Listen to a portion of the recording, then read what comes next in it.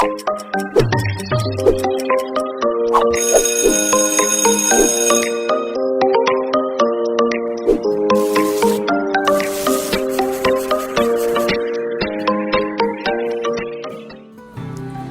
vídeo de hoje foi gravado fora do roteiro de vídeos. Na verdade seria outro hoje, e há 2 dias atrás eu decidi que eu gravaria sobre isso, mesmo já tendo decidido antes que não gravaria, porque muita gente boa tá gravando, muito já foi dito sobre isso, né? E não seria necessário mais uma fala, talvez. Mas há 2 dias atrás eu me lembrei de uma situação que no momento me chamou muita atenção. Eu guardei isso aqui em algum lugar e não saberia dizer porquê, mas aquilo me chamou muita atenção. Todo final de ano, a nossa família, a grande número de pessoas, nós nos reunimos na casa de manhã. A casa de manhã é um sítiozinho, uma chácara à beira-mar, na Baía de Camamu, a península de Maraú, aqui na Bahia, um lugar entre Salvador e Ilhéus, no litoral. A casa de manhã é um lugar extremamente aprazível, que traz recordações a todos nós, porque já está há muito tempo na nossa família. Criamos os nossos filhos lá, somos 5 mulheres, não sei se já falei isso aqui. Minha mãe e meu pai criaram 5 mulheres, e nossos filhos cresceram e tiveram assim o primeiro banho de mar. E é nesse espaço que a gente se reúne, é um momento do ano sempre muito esperado, né? Por todos nós, de todas as idades. As crianças, nós, os adultos, os idosos que vão, os bebês novos que vão, absolutamente todos esperam por esse momento de ir para casa de manhã. É um momento de convivência riquíssimo. Tem problema, que é onde tem família junto tem problema. Mas é extremamente agradável, são dias muito bons onde a gente se escuta, se ouve, percebe a forma de viver de cada um, a forma de compartilhar o tempo, e é extremamente rico sempre e agradável sempre. E nesse ano, agora no Natal de 2019, um momento me chamou a atenção e ficou aqui gravado. Eu tinha terminado de tomar o banho da tarde, me sentei na varanda da casa de dentro, e os jovens, tinha criança também, tinha mais gente sentada, não saberia, muita gente, né? Mas os mais jovens sentados na mesa, numa mesa grande que tem na ponta da varanda, conversando. Ainda não tinham tomado banho. A gente passa o dia no mar, e eles estavam ali conversando, e eu terminei me conectando à conversa sem participar efetivamente. E a conversa era sobre a dificuldade de viver nessa sociedade, né? Uma sociedade que consome muito, que extrapola no consumo dos recursos naturais, que consome e descarta com muita facilidade, que rapidamente está insatisfeita com o que consumiu e procura outra coisa para consumir, que é imediatista, que não respeita muito os limites, né, nem das coisas nem das pessoas, que não perdeu a condição de convivência saudável. A gente só consegue sobreviver ou conviver saudavelmente com os pares, não consegue conviver com a diferença. Nós somos, e eu estou falando nós porque enquanto ser humano, muito agressivos com a diferença, e era sobre isso a conversa, e a angústia que isso gerava, né?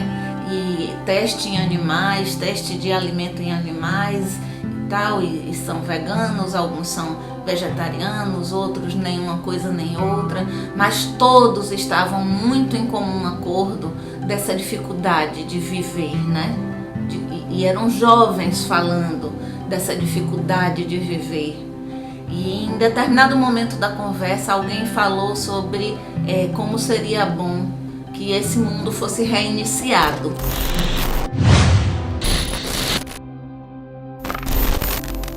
Alguém chegou a falar da mão invisível, né? Que resetaria o mundo e tudo começaria de novo. E aquilo eu fiquei pensando, né? Inclusive sorri nesse momento, porque logo depois de falar da mão invisível que resetaria, que poderia remeter a essa divindade, esse Big Brother, que estaria de fora fazendo esse monitoramento, se falou de que isso é ditatorial, não é democrático e tudo isso, e eu fiquei com aquilo na cabeça, pensei sobre como era inusitado aquilo tudo e gravei no coração e na cabeça. Não sei porquê, ainda não se falava, se tinha notícia da China, mas não gerava esse medo e esse temor que estamos vivendo hoje. E há 2 dias atrás eu me lembrei dessa conversa. Eu lembrei e imaginei porque que isso tinha significado e porque que eu tinha gravado no meu HD pessoal, né? Por que tinha ficado aqui dentro aquela conversa e como eles foram sábios, porque eles já estavam inspirados e já perceberam que algo diferente estava acontecendo. E hoje eu penso que de fato estamos vivendo provavelmente esse momento de reinício e é como um aviso, né? Dificilmente o mundo será o mesmo depois dessa crise. Dificilmente voltaremos a esse período de 2019. Dificilmente aqui na minha localidade, Ilhéus, Bahia, dificilmente chegaremos a esse período, a algo igual ao que vivemos até antes do dia 18 de março, que foi quando foi decretado que se para tudo na Bahia. A partir desse momento, criou-se um temor horrível, né? O medo é contra um invisível, né? É o que vem do invisível contra nós. E nós nos recolhemos e nós estamos em isolamento. E nós procuramos avidamente de que forma, e cobramos das instituições todas o que fazer, como permanecer numa vida normal em isolamento social, como a escola, os pais, as famílias, como a escola vai fazer, como o banco vai fazer, como o comércio vai fazer, como nós cobramos levianamente posições tão sérias e tão graves num momento tão difícil de um dia para o outro. A dimensão, né, do ser humano hoje, como ele cobra soluções do próximo, do outro, da instituição. E para quê? Para que tudo voltasse ao normal sem estar normal. Trazer a normalidade para dentro da anormalidade. Muito a cara desse ser humano que precisa ser reiniciado. E aí, aos poucos e de forma muito ainda precoce, algumas instituições foram dando respostas e nós passamos a imprimindo um ritmo, colocando relativamente algumas coisas no lugar, fizemos as nossas faxinas em casa, armários organizados, tudo que estava de trabalho atrasado nós colocamos em dia e isso foi muito bom. Nós dividimos algumas tarefas em casa. Todo mundo precisa continuar trabalhando e vamos em frente. E agora chega aquele momento em que nós temos trabalho a fazer, mas as coisas estão relativamente em ordem. As escolas deram alguma resposta, nenhuma instituição vai conseguir viver depois dessa crise sem se reinventar. Nenhum profissional, o educador, o professor que não se reinventou agora, perdeu o espaço dele, não tenho dúvida nenhuma disso. E nós, seres humanos, estamos nos reinventando? Essa é a primeira crise que nós passamos, né? Um vírus mutante, pouco letal, que criou toda essa celeuma. Outros virão bater a nossa porta. Nós nos reinventamos. Nós precisamos de tantas coisas para viver. Será que precisamos? Estamos enclausurados, vivendo com pouco. Nós precisamos de tanto. Fizemos faxina nos nossos guarda-roupas, nas nossas casas, nas nossas estantes. Jogamos muitas coisas fora. E intimamente nós temos o que a fazer? Nós precisamos nos reformular.